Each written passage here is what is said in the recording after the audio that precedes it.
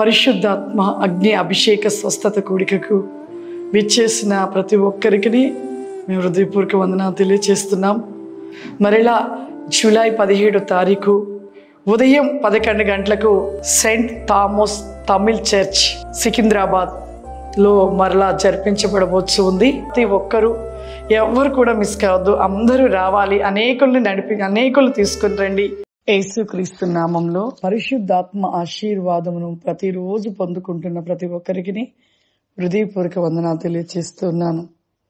ఈరోజు పరిశుద్ధాత్మ దేవుడు మనకిస్తూ ఉన్న వాగ్దానం దావీదు రాసిన కీర్తనలు 113 అధ్యాయము 8వ వచనము. ఆయన నేల నుండి దరిద్రులను లేవనెత్తువాడు, పెంట కుప్ప మీద నుండి బీదలను పైకెత్తువాడు. ఎంత గొప్పటి వాగ్దానం మనకి ఈరోజు ప్రభు ఇస్తూ ఉన్నారు. ఆయన నేల నుండి దరిద్రులను లేవనెత్తువాడు. ఎంతో మంది ఒక లేని స్థితిని కలిగిన వాళ్ళను దేవుణ్ణి తెలుసుకొని దేవునిలోనికి వచ్చాక వాళ్ళని గొప్ప ఐశ్వర్యవంతులైన వారు ఎంతో మంది ఉన్నారు. దేవుడు నమ్మిన ప్రతి ఒక్క బిడ్డ కూడా దేవుడంట వారిని తలగానే ఉంచుతాడంట, తోకగా ఎప్పుడు ఉంచాడు. కానీ ఆ ఇచ్చే ఆశీర్వాదాన్ని మనం ఏం చేయాలంటే కాపాడుకోవాలి. మరి లేని స్థితి నుండి కూడా వారిని ఉన్న స్థితికి దేవుడు తీసుకొస్తాడు. పెంట కుప్ప మీద పడి ఉన్న బీదలను పైకెత్తుతాడంట. నాకైతే ఒక విషయం జ్ఞాపకం వస్తుంది. మా స్థితి ఎంతో భయంకరమైన స్థితి. మరి మా వారికి జాబ్ ఉన్నా కూడా, మరి జాబ్ చేస్తున్నా కూడా వచ్చే శాలరీ, పిల్లలకు వ్యాధులు, అనారోగ్యము, భయంకరమైన స్థితి. ఎప్పుడు కూడా ఆ డబ్బులు మొత్తం కూడా మరి వ్యాధులకి, హాస్పిటల్కి అలా పెడుతూ ఉండేవారు. కానీ మాకు దేవుణ్ణి తెలుసుకున్నారు మా వారు, నేనైతే అంతగా తెలుసుకోలేదు. దశమ భాగాలు తీయాలి అన్న విషయం అయితే నాకు ఫస్ట్లో తెలిసేది కాదు. కానీ మా వారికి తెలుస్తుంది, ఎందుకంటే తన పుట్టు క్రైస్తవుడు కాబట్టి ఆయనకి దశమ భాగాల గురించి అంతా తెలుసు. కానీ నాకు తెలిసేది కాదు.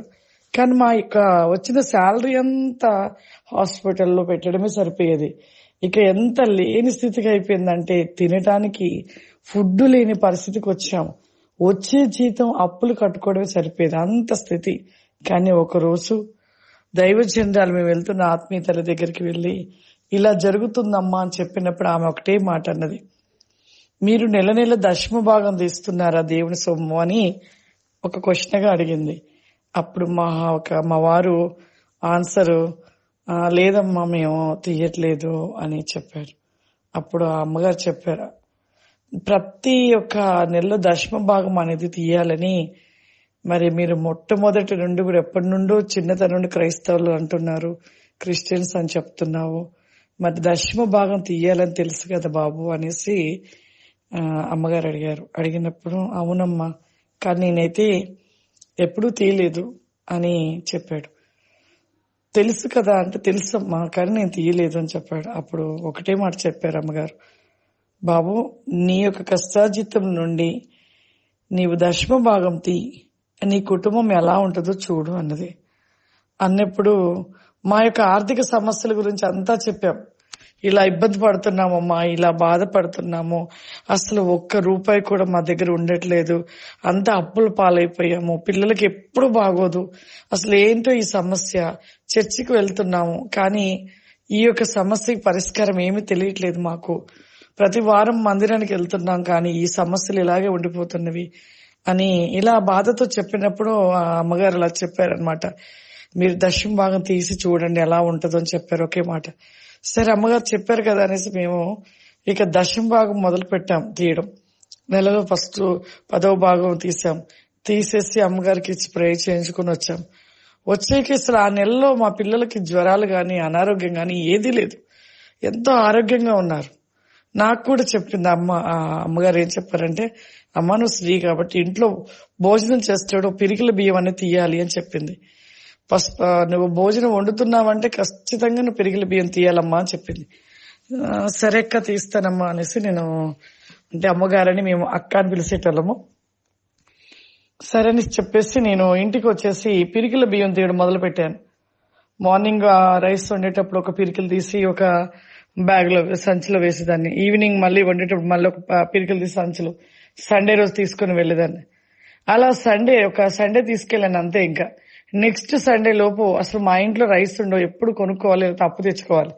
అటువంటి స్థితిలో ప్రక్కుంటే ఉంటున్న సిస్టర్ గారు, మీకు ఇలా రైస్ కావాలంటే చెప్పండి, 4 క్వింటాల్ రైస్ వేయించుతాను, మీ నెల కింద కట్టొచ్చు అనేసి ఆమె చెప్పి 4 క్వింటాల్ రైస్ వేయించింది. ఎంత ఆశ్చర్యం అనిపించిందో చూడండి. ఒక వారమే తీసాను పిరికిల బియ్యము, 4 క్వింటాల్ రైస్ ఇంట్లో వచ్చేస్తున్నాయి.